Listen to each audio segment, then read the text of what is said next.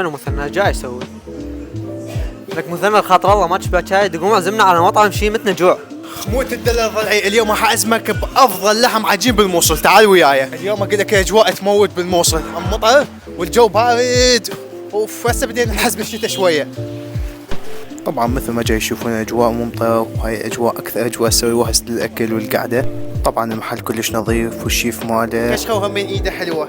راح نذوق شبح كبير من ايده يكون طعمه ما ينسي طول العمر. دلال حياتي ان شاء الله. بدي اخلي الوصفه السعيده ماله.